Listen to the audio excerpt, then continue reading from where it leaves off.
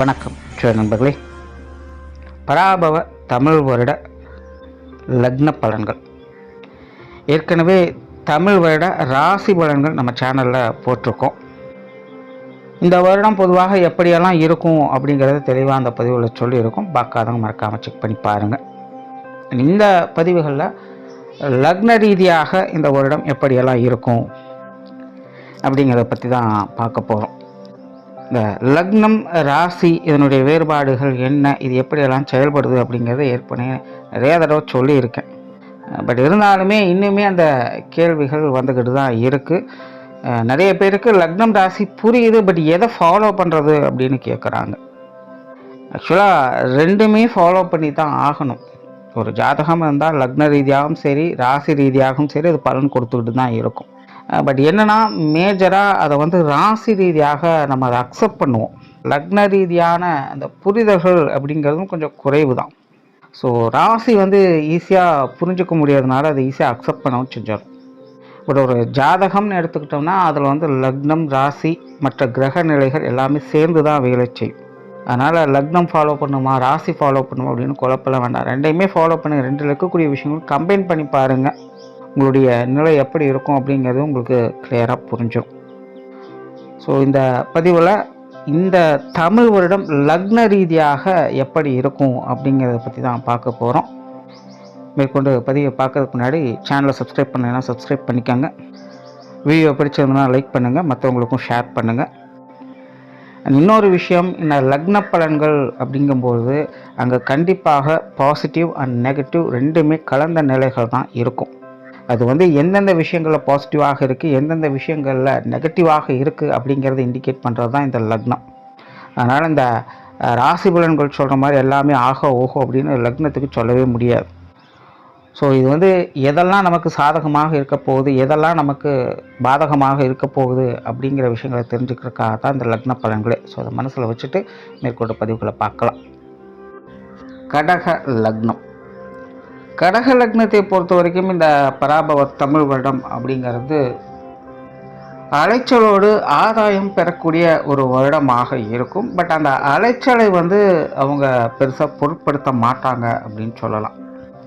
அதாவது இந்த வருடம் இவங்களுடைய மைண்ட் செட் எப்படி இருக்கும் அப்படின்னா, பெரும்பாலான விஷயங்கள் கொஞ்சம் அலைச்சலாகவும் டென்ஷனாகவும் தான் இருக்குங்க. கொஞ்சம் ரிஸ்க் எடுத்து செய்கிற மாதிரி தான் இருக்குது.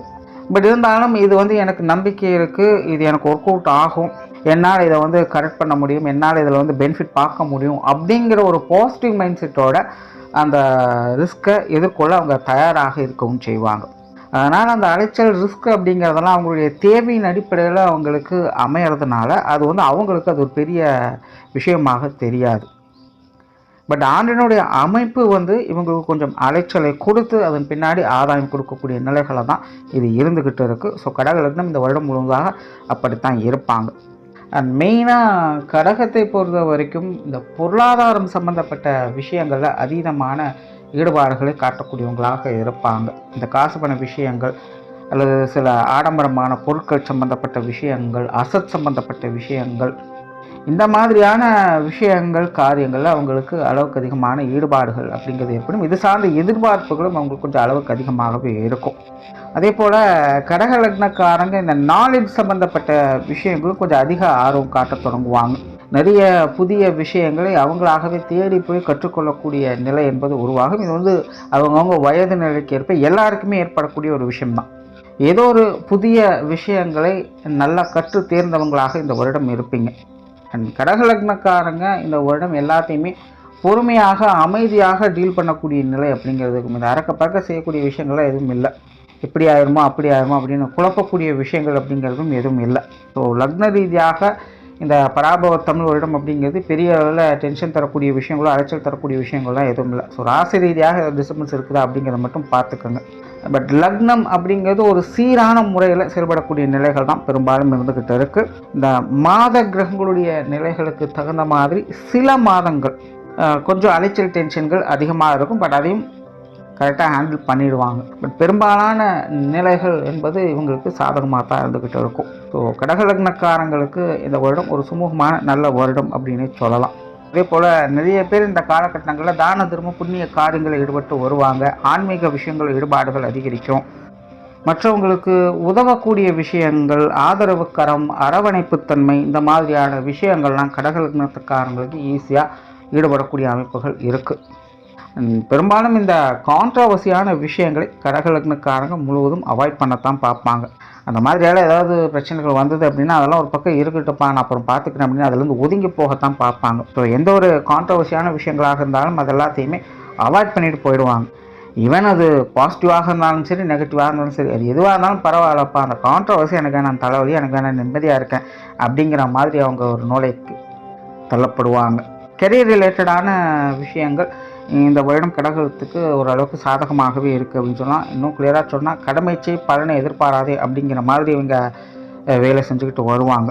ஸோ கெரியர் ரிலேட்டடாக பார்த்திங்கன்னா பெரிய முன்னேற்றம் அப்படின்னு சொல்கிறதுக்கு இல்லை, பட் அதுக்காக நெகட்டிவ் இம்பேக்ட் எதுவும் கொடுக்க போகிறது கிடையாது. வீண் விரயங்கள், செலவுகள், அலைச்சல்கள் போன்ற விஷயங்கள் மட்டும் கொஞ்சம் கவனம் எடுத்துக்கங்க. மற்றபடி தொழில், வேலை, உத்தியோகம் சார்ந்த விஷயங்கள் எல்லாமே இந்த வருடம் சுமூகமாக தான் இருக்கும். சிலருக்கு வேலை மாற்றம், தொழில் மாற்றங்கள் போன்ற விஷயங்கள் ஏற்படலாம் அல்லது கட்டாயமாக்கப்படலாம்.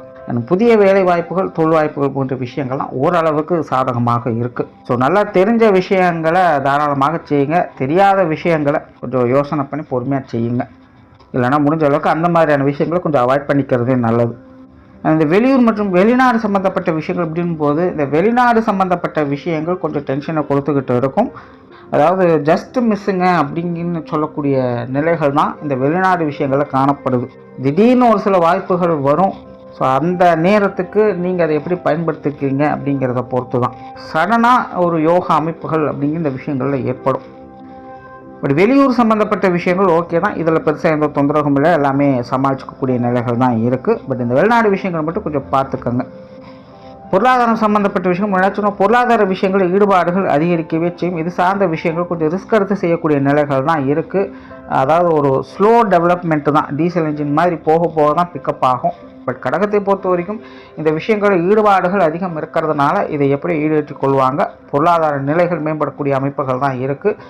சிறுதுளி பெருவெள்ளம் அப்படிங்கிற மாதிரி உங்களுடைய பொருளாதார உயர்வுகளை பார்க்கலாம். அதே போல் இந்த வருடம் பார்த்தீங்கன்னா இந்த கொடுக்கல் வாங்கல் விஷயங்கள் ஈடுபாடுகள், இந்த கடன் சம்பந்தப்பட்ட விஷயங்கள் ஈடுபடக்கூடிய நிலைகள் எல்லாமே இருக்குது. இதெல்லாமே உங்களுக்கு சாதகமான நிலைகளாகவும் இருக்குது. பட் இருந்தாலுமே அகலக்கால் வைக்காதுங்க அப்படிங்கிறதையும் மைண்டில் வச்சுக்கோங்க. ஏன்னா கடகத்தை பொறுத்த வரைக்கும் இந்த 2 இடத்துல ராகு கேதுக்கள் இருக்குது.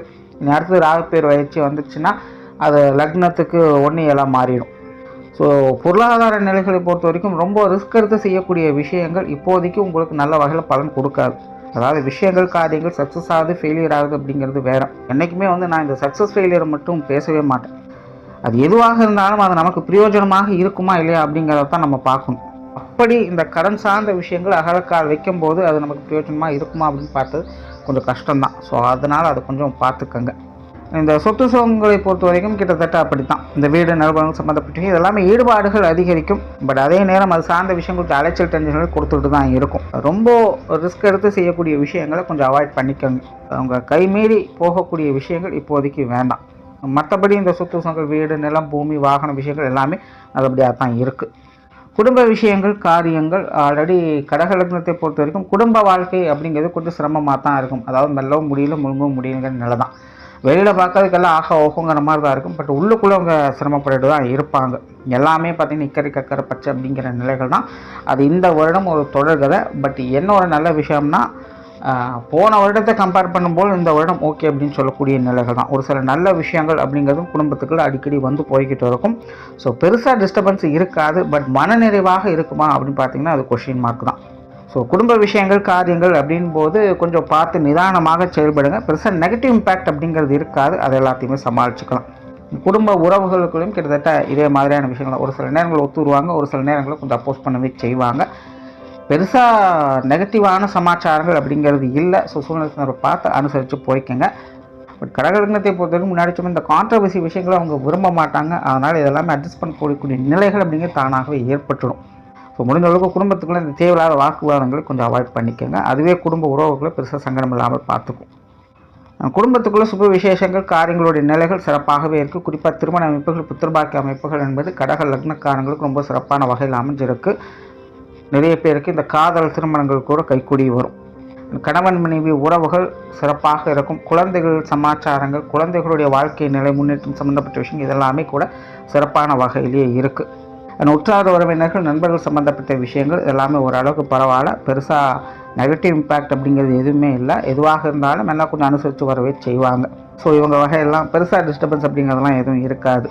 மாணவர்களுக்கு கல்வி வித்தை சம்பந்தப்பட்ட விஷயங்கள் சாதகமாகவே இருக்குது. பட் மாணவர்கள் அடிக்கடி கொஞ்சம் டிஸ்டர்பன்ஸ் ஆவாங்க. இந்த போட்டி பொறாமைகள் போன்ற விஷயங்கள் கொஞ்சம் அதிகரிச்சுக்கிட்டே இருக்கும். மாணவர்கள் இந்த விஷயங்களை மட்டும் கொஞ்சம் பார்த்துக்கங்க. மற்றபடி கல்வி வித்தைகள் அவங்களுடைய முன்னேற்றம் அப்படிங்கிறது கண்டிப்பாக இந்த வருடம் உண்டு.